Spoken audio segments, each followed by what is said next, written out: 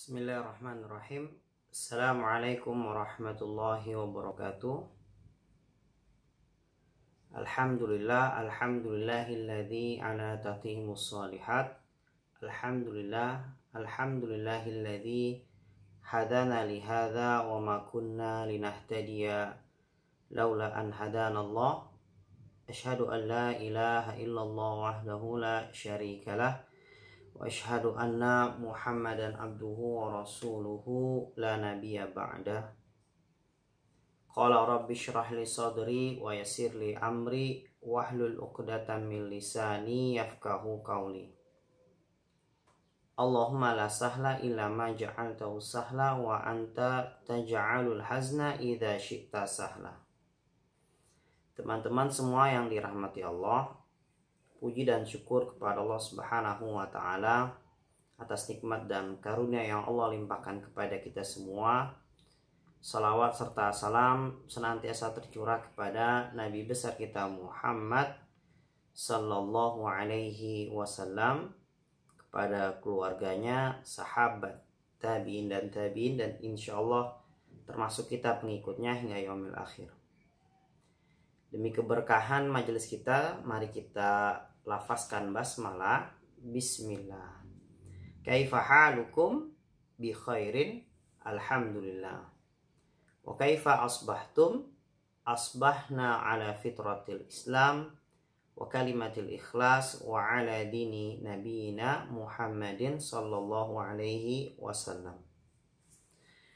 Teman-teman semua, sebelum Ustadz ingin melanjutkan materi di kesempatan kali ini, di materi sebelumnya ya, di pertemuan ketika kita offline, maka Ustadz senantiasa mengingatkan kepada teman-teman bahwa ketika dalam majelis, ketika teman-teman mendengarkan kajian, ketika teman-teman sedang menuntut ilmu, maka teman-teman penting untuk memperhatikan adab-adab dalam majelis ya.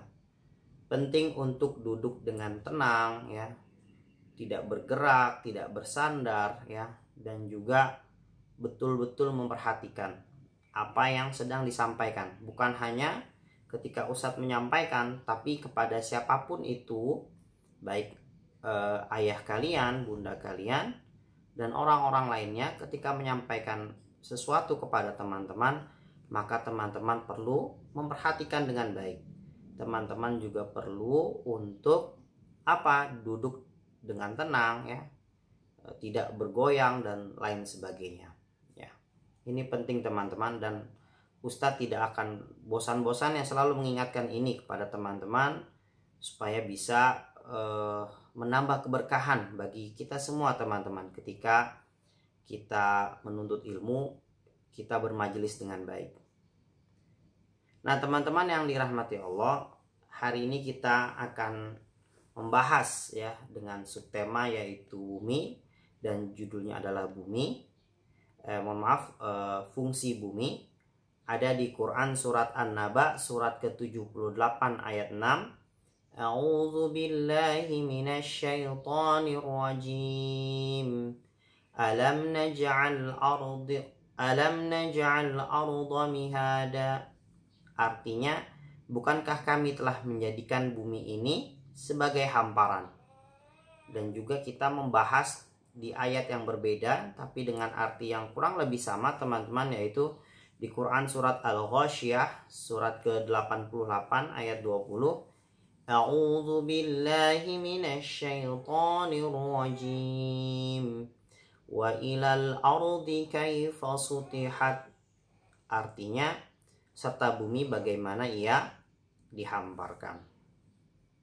Nah teman-teman, sebetulnya asbabun nuzul, sebab turunnya ayat ini adalah di saat itu di zaman Rasulullah ada seorang Arab Badui yang datang bertanya kepada beliau ya.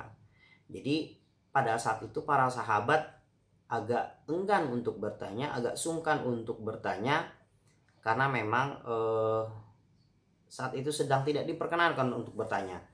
Lalu mereka sangat bergembira, mereka sangat senang karena ada seorang Arab Badui yang sangat cerdas ya, yang bertanya kepada Rasulullah bahwasanya mereka itu didatangi oleh utusan.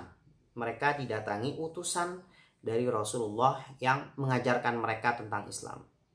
Ya, hadisnya cukup panjang teman-teman ya.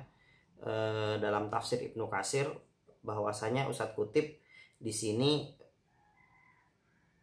seorang Arab Badui tersebut bertanya, "Wahai Muhammad ya, sesungguhnya telah datang kepada kami utusan dan mengatakan kepada kami bahwa sesungguhnya engkau adalah utusan Allah." Lalu Rasulullah mengatakan, "Benar." Lalu bertanya lagi Arab Badui tersebut, "Lalu siapakah yang menciptakan langit?" Ya, Rasulullah mengatakan adalah Allah Subhanahu wa taala. "Lalu siapakah yang menciptakan bumi?" Lalu Rasulullah menjawab, Allah Subhanahu wa taala. Lalu Arab Badui tersebut terus menanyakan pertanyaan-pertanyaan yang itu berhubungan dengan keimanan. Siapakah yang memancangkan gunung-gunung dan menciptakan segala sesuatu yang ada padanya? Rasulullah menjawab, Allah Subhanahu wa taala. Ya. Lalu bertanya lagi, apakah benar Allah telah mengutusmu? Rasulullah menjawab, benar. Lalu apakah diwajibkan atas kami untuk mengerjakan sholat 5 waktu? Ya, Rasulullah menjawab, benar. Ya. Lalu ditanyakan kembali, benarkah bahwa kami ini diwajibkan untuk membayar zakat? Membayar zakat mal ya, harta benda, atas harta benda kami? Rasulullah menjawab, benar. Lalu apakah Allah memerintahkan demikian kepadamu? Ya. Rasulullah menjawab, benar. Ya. Sampai ditanyakan, apakah diwajibkan kepada kami untuk pergi ke Baitullah, berangkat haji ke Mekah ya, untuk beribadah kepada Allah? Rasulullah menjawab, benar. Lalu akhirnya orang Arab Badui tersebut menutup diskusi yang sebetulnya panjang teman-teman. Ini Ustadz hanya meringkas sedikit saja percakapan yang dilakukan Arab Badui tersebut kepada Rasulullah dengan menutup dengan sebuah kalimat bahwasanya, demi Tuhan yang telah mengutusmu dengan membawa kebenaran, aku tidak akan menambahi sesuatu pun dari hal tersebut dan juga aku tidak akan mengurangi sedikit pun dari hal tersebut ya. Jadi di sini orang Arab Badui tersebut bertanya ya, apakah betul Rasulullah adalah utusan Allah ya? Siapa yang menciptakan langit, siapa yang menciptakan bumi, siapa yang menciptakan gunung-gunung, dan siapa yang menciptakan segala isi yang ada di gunung-gunung? Siapa yang apakah kami diperintahkan untuk sholat 5 waktu dan seterusnya. Jadi ayat ini turun disebabkan seorang Arab Badui yang bertanya kepada Rasulullah, maka turunlah firman Allah Subhanahu wa taala yang di Quran surat Al-Ghasyiyah ayat 20, A'udzu billahi minasyaitonir rajim. Wa ilal ardi kaifa sutihat, serta bumi bagaimana ia dihamparkan. Nah, kita di sini banyak menggunakan kata mihad teman-teman. Alam naj'al arda mihada. Jadi mihad, apa sih arti dari kata mihad? Ada yang tahu teman-teman? Jadi mihad itu adalah seperti hamparan, seperti karpet yang digelar sebagai alas ya. Teman-teman mungkin pernah melakukan piknik ya, ke puncak, ke pinggir pantai. Ketika teman-teman ingin duduk, maka ayah bunda akan menggelar karpet. Nah, itulah seperti bumi, mihad ya, sebagai alas ya. Bagaimana bumi dihamparkan ya. Wal arda alam naj'al arda mihada. Ya, jadi di sini bukankah kami telah menjadikan bumi sebagai hamparan? Jadi bumi itu diibaratkan oleh Allah Subhanahu wa taala seperti sebagai karpet. Yang namanya karpet itu diduduki teman-teman. Di atas dia sebagai alas untuk kita duduk, untuk kita berdiri, untuk kita makan, untuk kita minum, dan untuk lain sebagainya ya. Jadi mihad itu artinya adalah hamparan. Jadi teman-teman cukup membayangkan mihat itu adalah seperti karpet, udah cukup teman-teman. Fakot.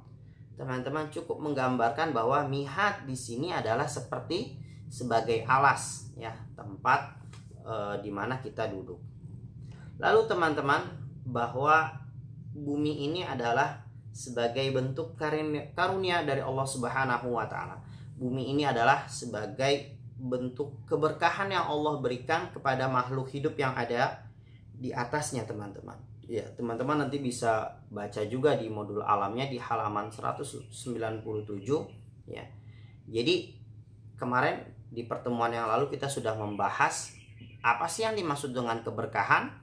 Al-barokah bimakna az-ziyadatul khair. Jadi berkah itu adalah kebaikannya senantiasa bertambah.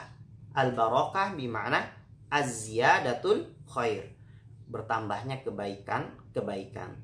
Jadi kalau teman-teman ingin hidupnya menjadi berkah, ya, ingin hidupnya menjadi diberi keberkahan oleh Allah Subhanahu wa taala, jadi yang perlu teman-teman lakukan adalah berbuat kebaikan sebanyak mungkin. Berbuat kebaikan yang bisa mendatangkan manfaat bagi orang lain.